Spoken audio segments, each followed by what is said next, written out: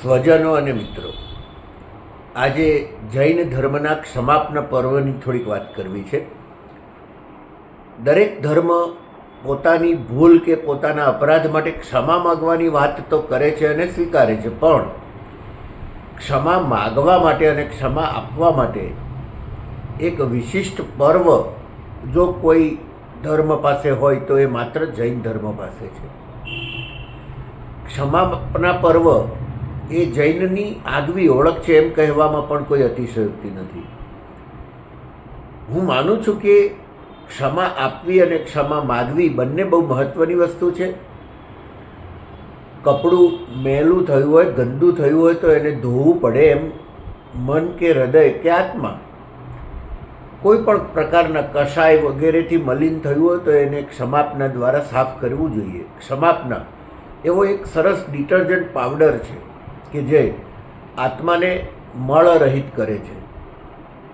પણ હવે સવાલ અગત્યનો એ આવે છે કે કપડું મેલું થયું હોય, ગંદુ થયું હોય તો એને સાફ કરી શકાય, પણ કપડું કોહવાઈ ગયું હોય કે સડી ગયેલું હોય તો એને સાફ કરી શકાય ખરું? આપણા સંસારમાં કેટલાક સંબંધો એવા છે કે જેને ક્યારેય માફ ન કરી શકાય. ઉદારતા બતાવવા માટે આપણે કહીએ કે શત્રુને પણ માફ કરવો જોઈએ, એ બધી વાતો છે, પણ ખરેખર જો માફ કરવાની વાત આવે તો સૌથી પહેલો મુદ્દો તો એ છે કે શું દરેક વ્યક્તિને માફ કરી શકાય ખરી? દરેક વ્યક્તિ માફ કરવા લાયક હોય છે ખરી? પાકિસ્તાન આપણી ઉપર ગમે તેટલા આતંકવાદી હુમલા કરે અને તો પણ એ આતંકવાદીઓને આપણે માફ કરતા જવાનું, આવું કોઈ ક્ષમાપના ધર્મ સ્વીકારી ન શકીએ. આપણા પરિવારમાં કે આડોશ પડોશમાં પણ કેટલાક નફ્ફટ માણસો હોય છે, બેશરમ માણસો હોય છે, ઘમંડી માણસો હોય છે, વાંધાપાડું માણસો હોય, એમને ડગલે ને પગલે વાંધા પડતા હોય, આપણા કોઈ પણ વ્યવહારમાં એ વાંધા પાડીને બેસી જતા હોય, દગાબાજ માણસો હોય, એ પોતાના નજીવા સ્વાર્થ માટે આપણી સાથે જીવનભર છેતરપિંડી કરતા હોય. આપણે એને એક બે વખત માફ કર્યા હોય અને તો પણ એ લોકો આપણી સાથેના વ્યવહારમાં પોતાની પ્રકૃતિ છોડવા તૈયાર ન હોય, એવા બેશરમ લોકોને વારંવાર માફ કરવા એટલીસ્ટ મારું મન તો તૈયાર નથી થતું.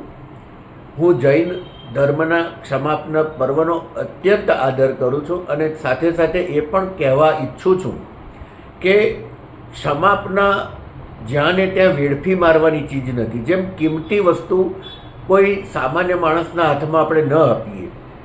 આપણી પાસે સોનાની કે હીરાની માણેકની કોઈ વસ્તુ હોય તો ઘરમાં ગમે ત્યાં રખડતી ન મૂકીએ અથવા અયોગ્ય વ્યક્તિના હાથમાં પણ ન આપીએ.